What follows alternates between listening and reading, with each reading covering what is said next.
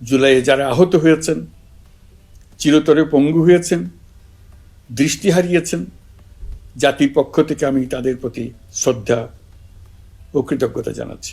প্রিয় দেশবাসী, গত এক বছরে আমরা অনেক সংকট ও সম্ভাবনার মধ্য দিয়ে পার করেছি।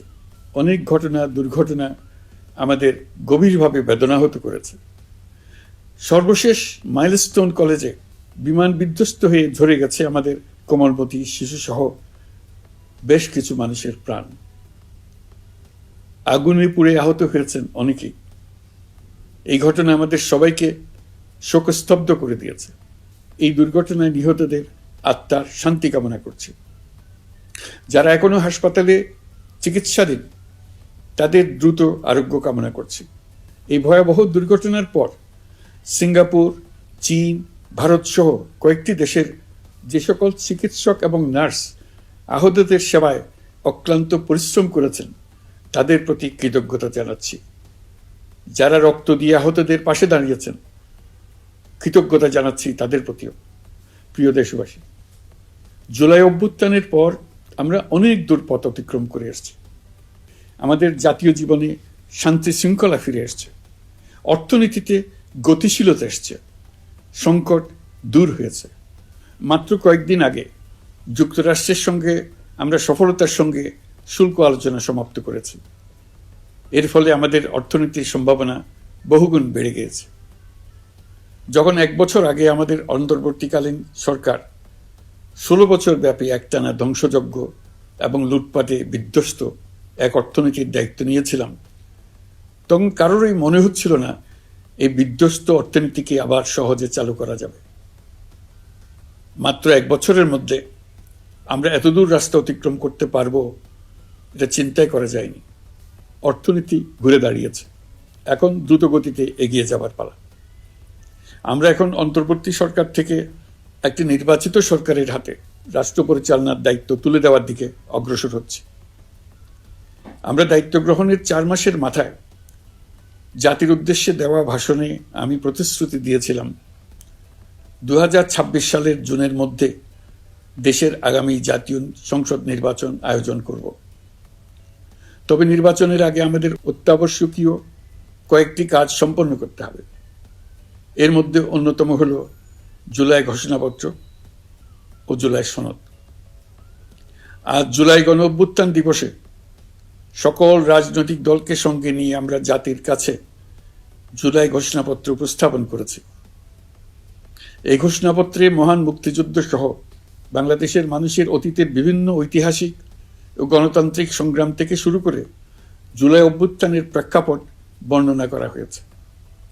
আমাদের 3টি দায়িত্ব ছিল: সংস্কার, বিচার ও নির্বাচন। জুলাই অভ্যুত্থানের ছাত্র, শ্রমিক, জনতা দেয়ালে দেয়ালে যে প্রত্যাশার কথা লিখে রেখেছিল, তার অন্যতম ফোকাস ছিল রাষ্ট্র ব্যবস্থার গণতান্ত্রিক সংস্কার। সেই লক্ষ্যে আমরা বেশ কয়েকটি সংস্কার কমিশন গঠন করেছিলাম। তাদের মধ্যে প্রধান প্রধান সংস্কার কমিশনগুলো যে সুপারিশ পেশ করেছে, সেগুলোর মধ্যে স্বল্প সময়ের মধ্যে আশু বাস্তবায়নযোগ্য বহু সংস্কার আমরা ইতিমধ্যে সম্পন্ন করেছি। এই সংস্কারগুলোর মাধ্যমে অর্থনৈতিক খাত, বিচার ব্যবস্থা ও জনপ্রশাসনে গতিশীলতা আসবে, স্বচ্ছতা ও জবাবদিহিতা বহুলাংশে বৃদ্ধি পাবে, দুর্নীতি, অনিয়ম ও হয়রানি হ্রাস পাবে। দীর্ঘমেয়াদী সংস্কার কাজ বাস্তবায়নের লক্ষ্যে আমরা জাতীয় ঐকমত্য কমিশন গঠন করেছিলাম। এই কমিশনে 30টিরও অধিক রাজনৈতিক দল ও জোট স্বতঃস্ফূর্তভাবে অংশগ্রহণ করেছে, তাদের মতামত দিয়েছে। প্রাথমিক পর্যায়ে ঐকমত্য কমিশন 166টি সুপারিশ নিয়ে 30টির বেশি রাজনৈতিক দলের সঙ্গে প্রায় 2 মাস ধরে দলগত ও জোটগতভাবে আলোচনা করেছিল। এই প্রক্রিয়ায় যেসব বিষয়ে রাজনৈতিক দলগুলোর মধ্যে ঐকমত্য প্রতিষ্ঠিত হয়েছিল, সেগুলো বাদ দিয়ে কমিশনের পক্ষ থেকে 19টি মৌলিক সংস্কারের বিষয় চিহ্নিত করা হয়। দ্বিতীয় পর্যায়ে 23 দিন ধরে আলোচনা শেষে 19টি বিষয়ের বেশিরভাগ ক্ষেত্রেই ঐকমত্য প্রতিষ্ঠা করা সম্ভব হয়েছে, যদিও কয়েকটি ক্ষেত্রে কিছু কিছু রাজনৈতিক দলের নোট অফ ডিসেন্ট রয়েছে। সংস্কারের ক্ষেত্রে আমরা আমাদের লক্ষ্যে পৌঁছাতে পেরেছি। ঐকমত্য কমিশনের পরিচালনায় দেশের সকল রাজনৈতিক দল মিলে দীর্ঘদিন ধরে প্রতিনিয়ত আলাপ আলোচনার ভিত্তিতে জুলাই সনদ চূড়ান্ত হওয়ার পর্যায়ে এসছে। জুলাই সনদ একটি ঐতিহাসিক অর্জন। এটা শুধু আমাদের রাজনৈতিক ইতিহাসে নয়, বৃহত্তর পরিমণ্ডলের রাজনৈতিক ইতিহাসেও স্মরণীয় হয়ে থাকবে। দলিল তো স্মরণীয় হয়ে থাকবেই, এটা রচনার প্রক্রিয়াও স্মরণীয় হয়ে থাকবে। এই দলিল প্রণয়নের জন্য আমি সকল রাজনৈতিক দলের নেতৃবৃন্দকে এবং ঐকমত্য কমিশনের সদস্যবৃন্দকে, বিশেষ করে এই উদ্যোগের নেতৃত্ব দানকারী প্রফেসর আলী রিয়াজকে জাতির পক্ষ থেকে অশেষ কৃতজ্ঞতা ও ধন্যবাদ জানাচ্ছি। রাজনৈতিক দলের প্রতিনিধিরা অত্যন্ত সৌহার্দ্যপূর্ণ পরিবেশে আলোচনায় অংশ নিয়েছেন। মতপার্থক্য থাকা সত্ত্বেও সকল রাজনৈতিক দলের মধ্যে ঐকমত্য তৈরির চেষ্টা ছিল। আমরা আশা করছি এই ঐকমত্যের ভিত্তিতে অচিরে রাজনৈতিক দলগুলি জুলাই সনদে স্বাক্ষর করবে এবং এর বাস্তবায়নেও ঐকমত্যে পৌঁছাবে। জুলাই সনদ বাংলাদেশে সুষ্ঠুভাবে ক্ষমতা হস্তান্তর, জবাবদিহিমূলক রাষ্ট্রীয় প্রতিষ্ঠানগুলোর স্বাধীনতা ও সক্ষমতা, নাগরিক অধিকারের সত্যিকারের বাস্তবায়ন, রাষ্ট্রীয় সম্পদ ও সামর্থ্যের ব্যবস্থাপনা নিশ্চিত করবে।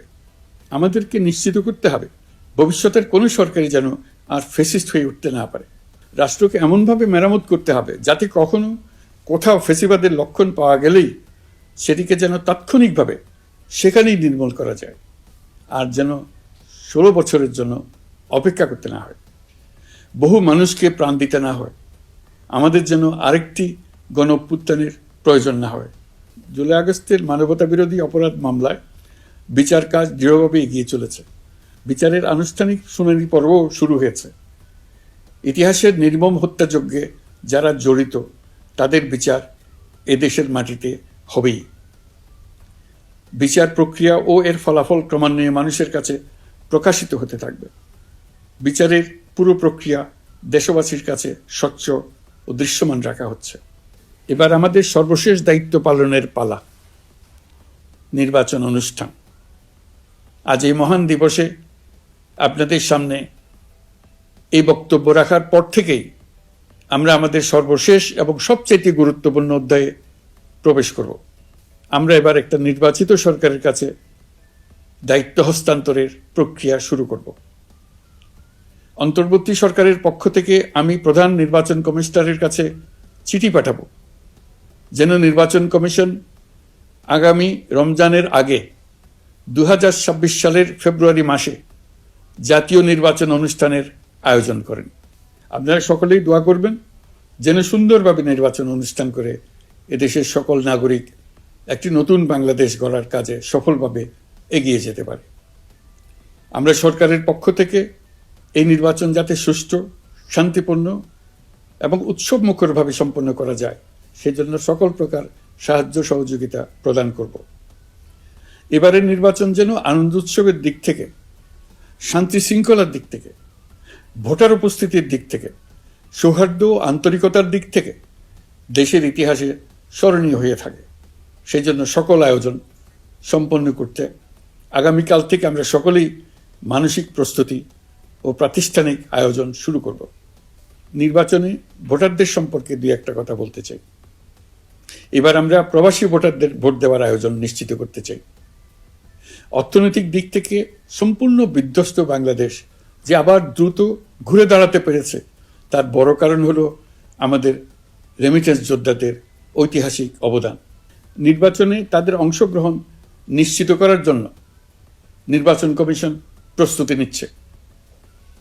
নারী ভোটাররা যেন দেশের সর্বত্র নির্দ্বিধায় আনন্দোৎসব সহকারে তাদের ভোট দিতে পারে এটা নিশ্চিত করতে চাই। এবার যেন কেন্দ্রে কেন্দ্রে নারী ভোটারদের ঢল নামে, আমরা সেই লক্ষ্যে সমস্ত ব্যবস্থা গ্রহণ করব। দেশের মানুষের ভোটাধিকার কেড়ে নেবার কারণে গত 15 বছর ধরে নাগরিকবৃন্দ ভোট দিতে পারেনি। এবারের নির্বাচনে আমরা আমাদের বকেয়া আনন্দ সহ মহা আনন্দে ভোট দিতে চাই। এবারের নির্বাচনে জীবনে প্রথমবার ভোট দিতে যাবে এরকম ভোটাররা নানা উৎসবের মধ্য দিয়ে ভোট কেন্দ্রে যাবে, তাদের এই দিনটি স্মরণীয় করে রাখার জন্য।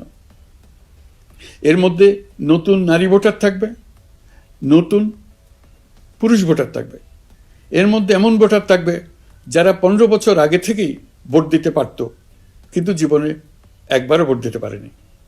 এর মধ্যে আসবে যারা 10 বছর আগে, 5 বছর আগে ভোট দিতে পারত কিন্তু পারেনি। আর আসবে ভাগ্যবান ও ভাগ্যবতীর দল, যারা এই প্রথমবার ভোটার হওয়ার যোগ্যতা লাভ করলো এবং সঙ্গে সঙ্গে ভোট দেওয়ার সুযোগও পেয়ে গেল। নির্বাচনের দিনকে আমরা ঈদের উৎসবের মতো করতে চাই। এবারের ভোটের আনন্দ থাকবে সবার মধ্যে। আপনারা সবাই বাচ্চা কাচ্চাদের নিয়ে ভোট কেন্দ্রে যাবেন।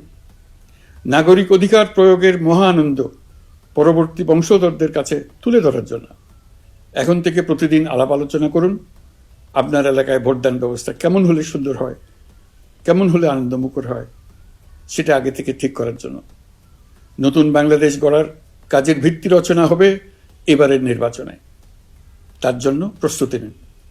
প্রিয় দেশবাসী, দেশের ইতিহাসে এখন পর্যন্ত যতগুলো বড় সংঘাত, সহিংসতার ঘটনা ঘটেছে, তার সবগুলোর নেপথ্য কারণ ছিল ত্রুটিপূর্ণ নির্বাচন। ত্রুটিপূর্ণ নির্বাচনের মধ্য দিয়ে কোনো দল যদি গায়ের জোরে নির্বাচিত হয়ে ক্ষমতায় আসে, তার চূড়ান্ত পরিণতি কি, তার জুলাই অভ্যুত্থান আমাদের দেখিয়ে দিয়েছে। আমরা ইতিহাসের কলঙ্কিত কোন অধ্যায়ের পুনরাবৃত্তি আর করতে চাই না। আপনারা প্রত্যেকেই অবগত আছেন, একটা গোষ্ঠী নির্বাচনকে বাধাগ্রস্ত করার জন্য উন্মুখ হয়ে আছে। তারা দেশের গণতান্ত্রিক অগ্রযাত্রাকে ব্যাহত করতে দেশের বাইরে বসে ভেতরে থেকে নানা অপচেষ্টায় লিপ্ত রয়েছে। আমাদেরকে অবশ্যই খেয়াল রাখতে হবে তারা যেন নির্বাচনকে সংঘাতময় করে তোলার কোনো রকমের সুযোগ না পায়। মাথায় রাখবেন, পরাজিত শক্তি নির্বাচনের আগ পর্যন্ত বারবার মাথাচাড়া দিয়ে ওঠার চেষ্টা করবে, কিন্তু একটি অবাধ, সুষ্ঠু, নিরপেক্ষ নির্বাচন সফলভাবে আয়োজন করা গেলে অপশক্তির পরাজয় চূড়ান্ত হবে।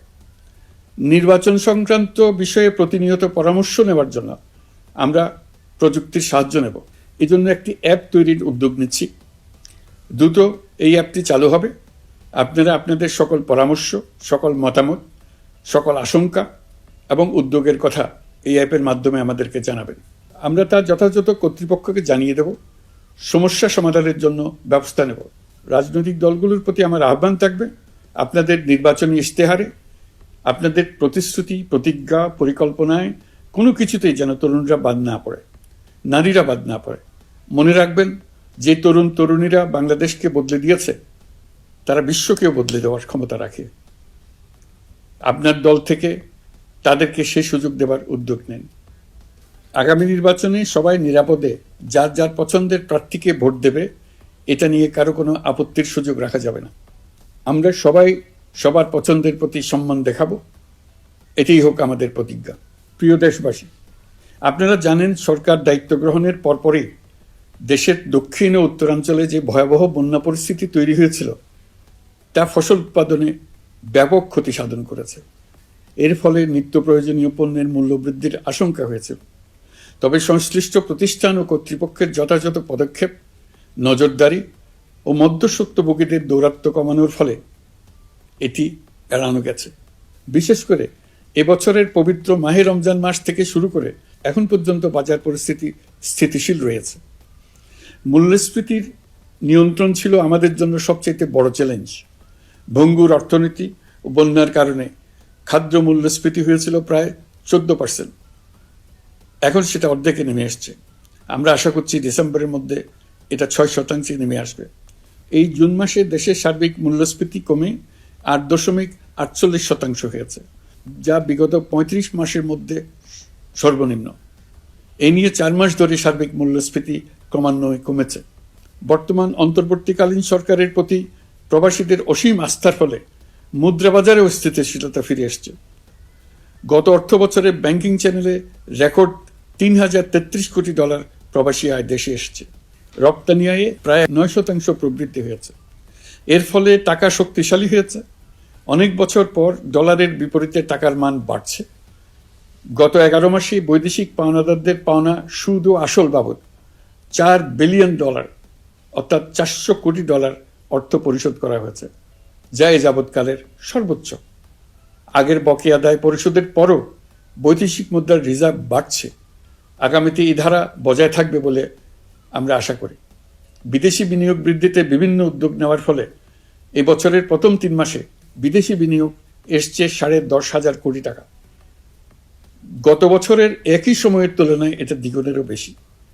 আর অক্টোবর থেকে হিসাব করলে 6 মাসে ফরেন ডাইরেক্ট ইনভেস্টমেন্ট এসছে 16,500 কোটি টাকা, যা গত সরকারের আমলের শেষ 6 মাসের তুলনায় দ্বিগুণ। কর্মসংস্থান সৃষ্টি অন্তর্বর্তীকালীন সরকারের অন্যতম বড় লক্ষ্য।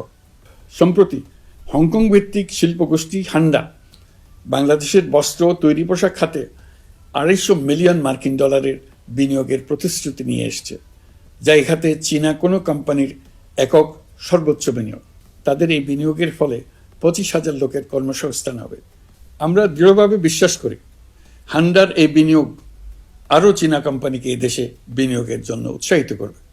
এর মাধ্যমে আমাদের তরুণ তরুণীদের কর্মসংস্থানের পথ খুলবে। গত 16 বছরে দেশ থেকে যে বিপুল পরিমাণ অর্থ পাচার হয়ে গিয়েছে, আমরা সেটা ফিরিয়ে আনার উদ্যোগ নিয়েছি। এই দীর্ঘ আইনি প্রক্রিয়ার জন্য সরকার নামকরা বিদেশি আইনি প্রতিষ্ঠানকে নিয়োগ দিয়েছে। যথাযথ আইনি পদক্ষেপের ফলে বিশ্বের বিভিন্ন দেশে ফেসিবাদী দুর্বৃত্তরা যে অর্থ সম্পদের পাহাড় গড়েছে তার কিছু কিছু ইতিমধ্যে জব্দ হয়েছে। এই কার্যক্রম সঠিকভাবে চালিয়ে যেতে পারলে অল্প সময়ের মধ্যে আরও কিছু ইতিবাচক ফলাফল পাওয়া যাবে বলে আমি বিশ্বাস করি। দেশের ভেঙে পড়া অর্থনীতিকে মজবুত করতে হলে আমাদের চিন্তায় মৌলিক পরিবর্তন আনতে হবে। আমি বরাবরই বলে এসেছি, এদেশের নদী ও বিশাল সমুদ্র আমাদের মূল্যবান সম্পদ। আমরা এই সম্পদকে কাজে লাগিয়ে সমান্তরালভাবে পানিভিত্তিক অর্থনীতি গড়ে তুলতে চাই। আমরা প্রায় ভুলে যাই যে বঙ্গোপসাগরের একটা অংশও আমাদের দেশ। এর পরিমাণ আমাদের মোট জমির পরিমাণের চাইতে বেশি। আমরা প্রায় সবসময় জমিভিত্তিক আমাদের অর্ধেক দেশ নিয়ে মাথা ঘামাই, বাকি পানিভিত্তিক অর্ধেক দেশকে হিসাবেই ধরি না, কারণ আমরা ওই অংশে বসবাস করি না। আমরা তো হাওর বাওরেও বসবাস করি না, তাই বলে তো তাকে হিসাবের বাইরে রাখি না। এখন থেকে আমাদের অংশের বঙ্গোপসাগরকে আমরা আমাদের দেশের মূল্যবান অংশ, এই কথা সবসময় মাথায় রেখে অগ্রসর হব। এই অংশের পানির উপর দিয়ে দেশ বিদেশের সঙ্গে আমরা বাণিজ্য করব, তার মাধ্যমে আমরা পুরো পৃথিবীকে আমাদের প্রতিবেশী বানাবো। এই পানির মধ্যে আছে অফুরন্ত সম্পদ, মৎস্য সম্পদ, যা প্রতি বছর ফসল দেয়।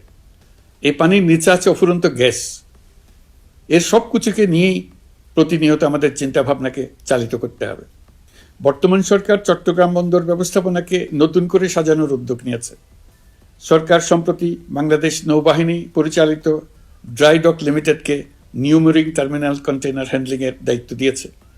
তারা কাজ শুরু করা মাত্রই কিছু ইতিবাচক পরিবর্তন এসছে। প্রথম 2 সপ্তাহে দেখা গেছে আগের তুলনায় প্রতিদিন গড়ে 225টি বেশি কন্টেইনার হ্যান্ডলিং হচ্ছে। এই বন্দরকে আধুনিকভাবে গড়ে তোলা গেলে তা শুধু বাংলাদেশের অর্থনীতিতেই ভূমিকা রাখবে না, নেপাল, ভুটান সহ পার্শ্ববর্তী অঞ্চলের অর্থনীতিতে ইতিবাচক ভূমিকা রাখতে সক্ষম হবে। বিনিময়ে তারাও উপকৃত হবে, আমরাও উপকৃত হব। আমাদের উপকূল অঞ্চল অফুরন্ত সম্ভাবনার আধার।